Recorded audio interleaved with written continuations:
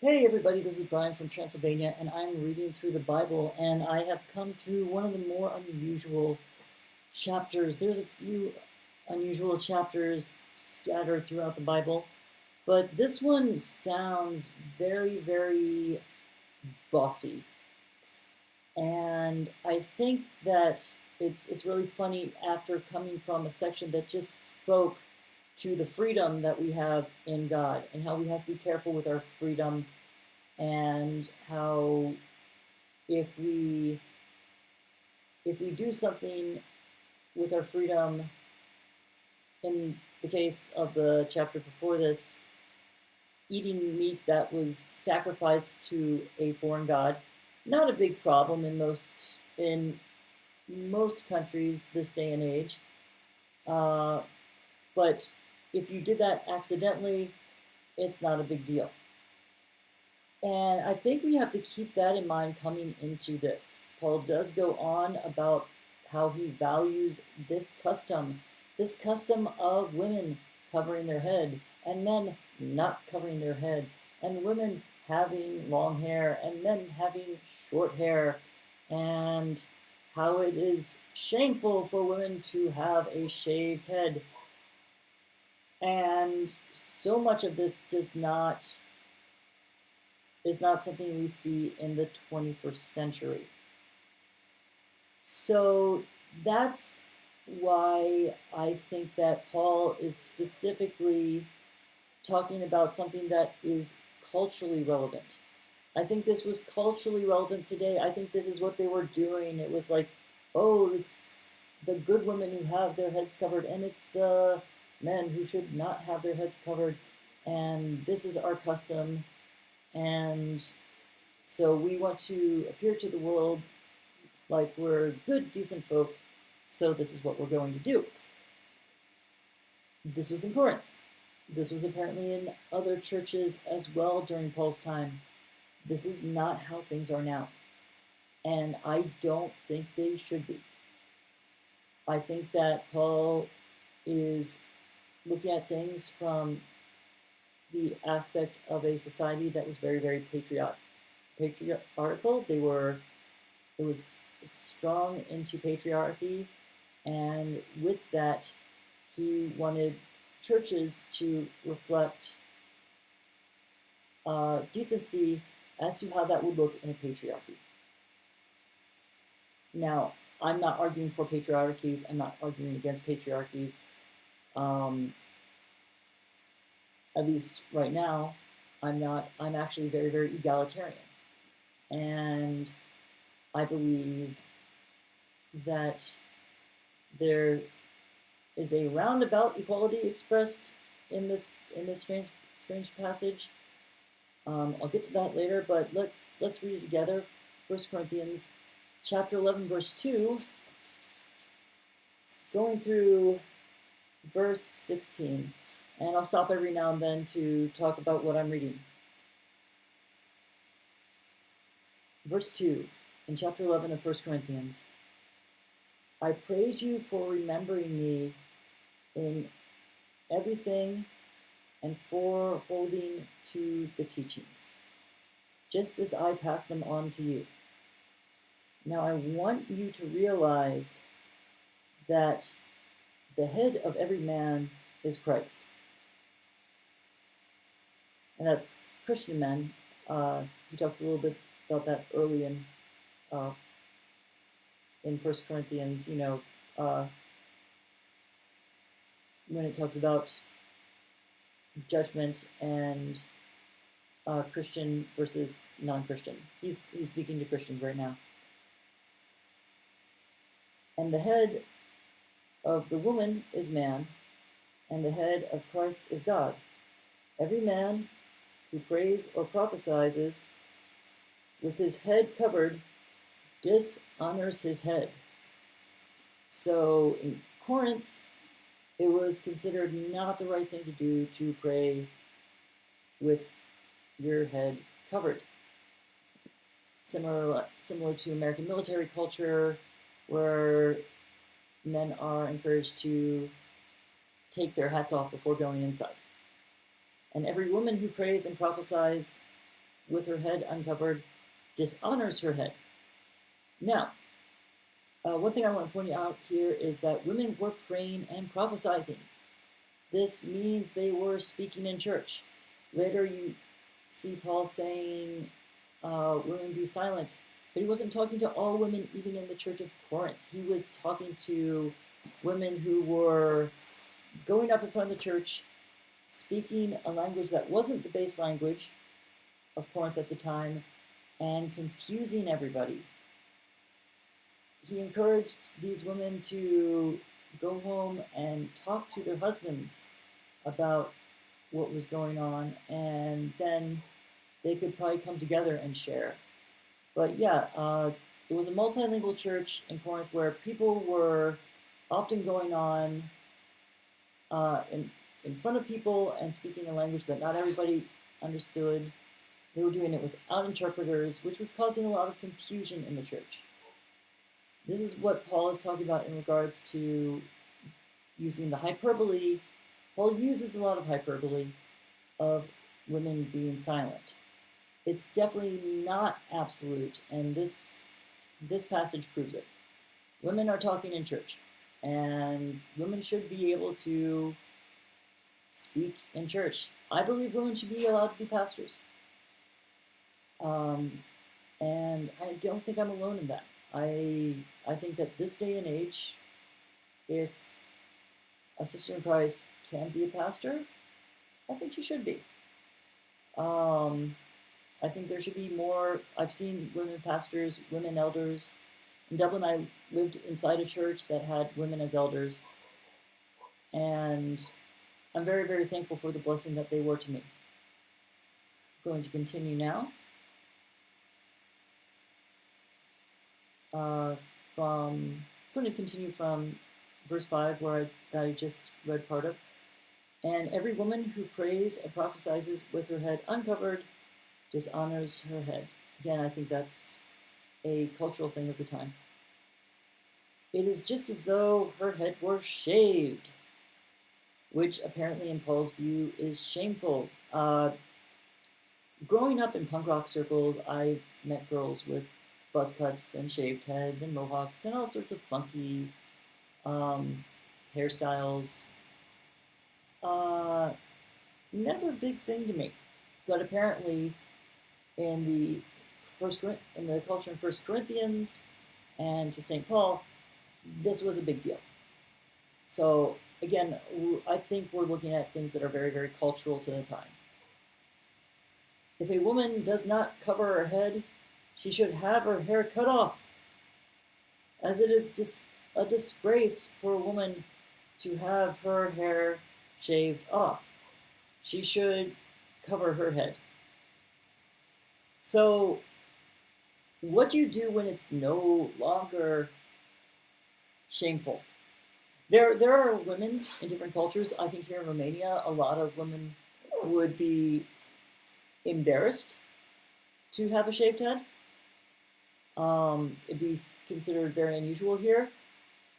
Around rock and roll and punk rock scenes in America, I think since the 80s, it hasn't been seen as very, very unusual.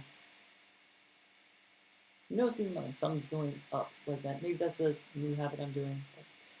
That's not important. But then also, I think being so particular about head coverings and not having head coverings, I don't think that's a big deal either. But there is a big deal, and I'll try to get to that at the end. A man ought not to have his head covered, since he is in the image and glory of God, but the woman is the glory of man. So, here it touches on marital relationships, men and women looking after each other, what may have been considered traditional husband and wife roles in Paul's time. And I think that I do think that men should look out and protect their wives, and I think women should look out and protect their husbands, and I think that's part of the relationship. The I think there's equality there. Um, but this part, I think, is another purely cultural part. I think John Calvin thought it was a purely cultural part too. I believe in commenting on this passage, Calvin was kind of like, men not wearing hats in church, they'll catch a cold. So it's not a new thing to look at this question in regards to being strongly cultural in its interpretation, and Paul looking to the culture of the day. And that makes sense with other things that he said, being everything to every man. And,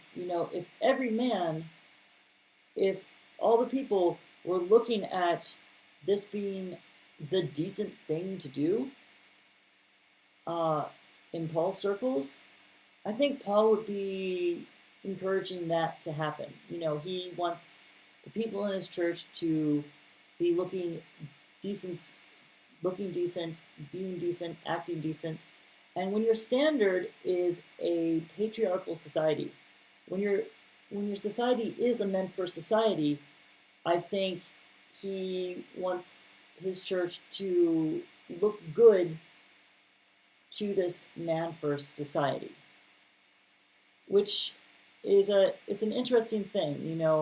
I think there could have been safety reasons for that.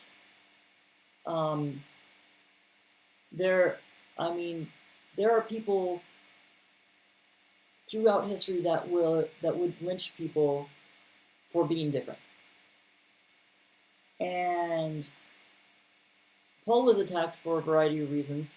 If this was actively keeping people in his church safe because they seem more normal, if the men were not covering their head and the women were covering their head, if this was a thing, a cultural thing, then there may have also been safety aspects to consider, because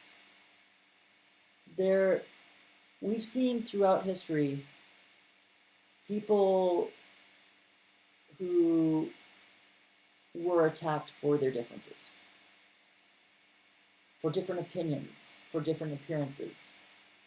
So there could have very well been some safety concerns here that Paul was putting forth and making biblical metaphors for doing these things. Neither was man created for woman, but woman for man. For this reason, and because of the angels, the woman ought to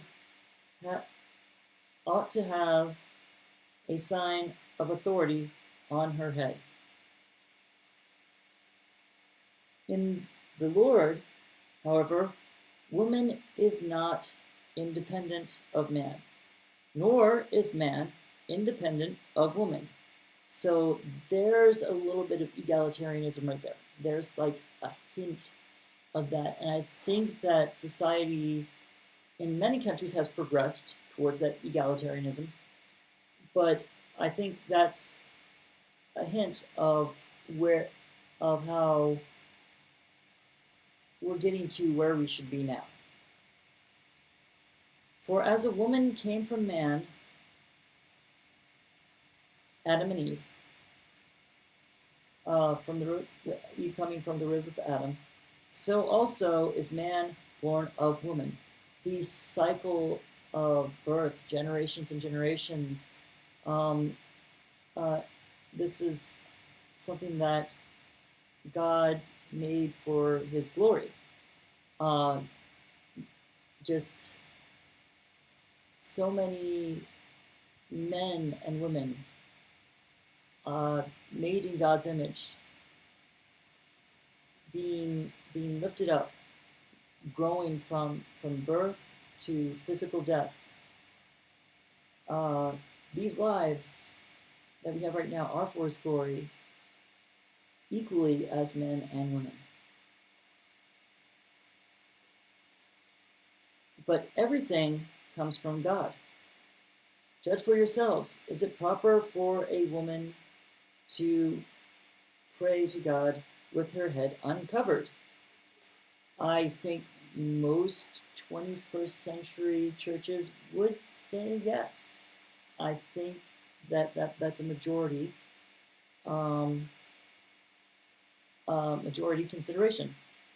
Does not the very nature of things teach you that that if a man has long hair, it is a disgrace to him? I gotta say, no. No, I think even a Nazarene vow uh, that we see in the Bible, where uh, traditionally Nazarites swore off a variety of things, gambling, touching dead bodies, and traditionally, with the Nazarene vow, grew their hair long, as in the case of Samson. So we have Old Testament precedent for long hair existing, and not precedent for calling it shameful. So again, I think this is a current cultural aspect that Paul is teaching to. The long hair is given, okay, a disgrace to him, but if it is a woman, if a woman has long hair, it is her glory. For long hair is given to her as a covering. If anyone wants to be contentious about this, we have no other practices, nor do the churches of God. So this is apparently a very far-reaching aspect of the culture of the day. And I really think it's interesting that you have so much cultural consideration and so much talk about freedom, using that freedom well, and then we have this block of solid gender rules and gender qualifications of the time. This is why I feel this strongly represents the culture, and what we can take out of this is the importance of respecting the culture around us. And I think that respect goes beyond political boundaries. I think that goes beyond so-called left-right boundaries, as Americans are so fond of talking. I think that Paul was very good to try to be all things to all people. And I think this is part of it. I think this is such a strong endeavor to make people good representatives in the patriarchy place at the time, that people would have a respect for the church. Some countries are more relaxed with the rules that are around them. Other countries, other places, they have very, very strict rules saying this has to be done this way, and this way, and this way, and this way, and this way, and this way. Some have a mix of that. Some countries, they make a bunch of strict rules, and sometimes it's not countries, sometimes it's just groups. I should say groups.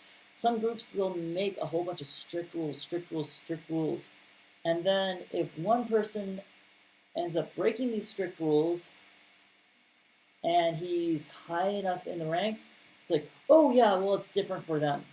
Or, oh, well, we would all do the same thing in this place, or that sort of thing. So we have to have consideration for the culture. But if the culture is going against And I think that is the biblical principle to take away from this. I don't think if we see if I don't think if we see a guy walking into a church with a hat on, we should point a finger in shock and say, "Get that thing off, you dirty Reggie!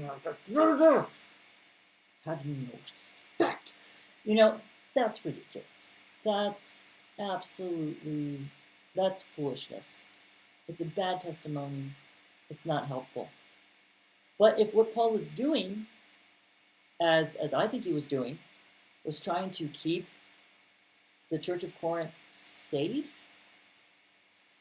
some people who started the Church of Corinth, they had to leave because they were being persecuted. Now they just arrived in a place where where they set up their home. And now, if you have a home set up and the culture around you is a patriarchy, you want to look respectable to that patriarchy and represent yourself as decent folks. And that decency is even more possible because of God. So, in this world with so many customs, we have to ask, what is decency? What are people looking for? And my first answer is love. I think God gives us an amazing love that we can meet people with, and we have to often work around or work with the cultural walls that are there. Now, I'm not saying throw out the things that Paul is saying are important. I'm not saying start worshiping idols. I'm not saying start having sexual immorality. I'm not saying let's ignore the things that are sinful. Christians shouldn't do that. But I am saying that this is a passage that looks like Paul is taking in the cultural relevance of the time of how things are set up. And I believe he's doing it for the safety of his church. It could be that experiencing more freedom could be what's safe for your church right now. It could be that being a good representative of Christ means that we are going to more openly embrace this freedom. It could be that showing and living out and experiencing the freedom we have respectfully is what's going to stand out to the world around us in this modern digital culture. It could be. I hope it is, because that's what I want to push forward in doing. So, with that in mind, let's keep looking at the world around us. Let's keep loving each other, respecting each other as brothers and sisters, looking to how God has created us differently, and asking, how can we meet the world and be safe in the world with what God has given us? Let's be loving, let's be wise, let's be respectful, and ask, what does the culture need from us as a body? As the body of Christ, what does the culture need, and how can we meet it? Christians are relatively safe in most cultures. Most cultures. I know there's exceptions, I'm not going to go into those exceptions, but if there are customs in place, how can we best meet those customs? Let's approach that with prayer. I know that's something I'm going to be doing. So, God bless and love the world around you. Arrivederci.